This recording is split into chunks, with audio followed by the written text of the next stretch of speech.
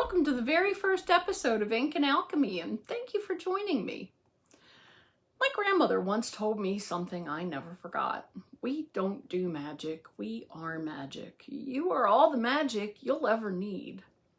A lot of people assume magic is always a spell or a ritual, but the truth is exactly what my grandmother said. We're all magic all the time. There's no switch that we flip on and off. The kind of magic that she meant is what I call passive spell casting. We all do it. You don't have to call yourself a witch. You don't have to believe in it. You don't even have to believe in magic. Any prayer, any wish, any repeated thought, that's all passive magic. Even if people in mainstream religions don't always love that comparison, the mechanics are the same. And honestly, some witches don't always love the comparison either, but truth is truth. Passive magic is hit or miss, and here's why. Every word you speak, every thought you run on a loop, every action you take, those are seeds. Sometimes they grow, sometimes they don't, sometimes they grow into something completely different than what you ever wanted. That's where witches do things differently. When we cast a spell, it's deliberate.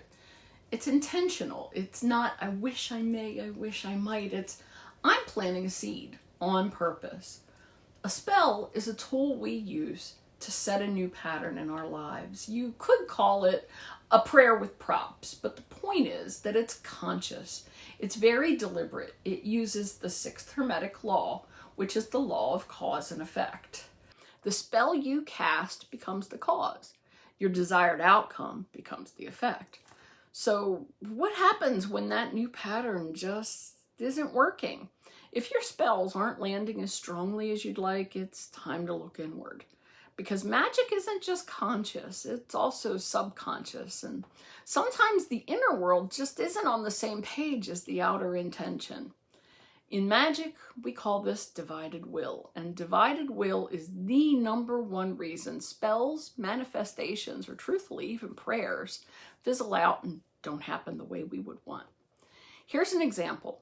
Let's say you're casting a spell for wealth, but deep down you've got old programming that says money is sinful or dirty, or that wanting more makes you greedy, or somewhere in your past somebody once called you undeserving and subconsciously that label's stuck.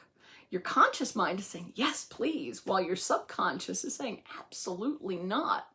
Unfortunately, the subconscious usually wins. The only way through that is to examine those beliefs, where they came from, who taught them to you, and whether or not they were ever true in the first place. For most of us, they weren't. They were someone else's fear or someone else's attempt to control our behavior. Witches often repeat the phrase, as above, so below. Most people know the short version. The full version is as above, so below, as below, so above. As within, so without, as without, so within.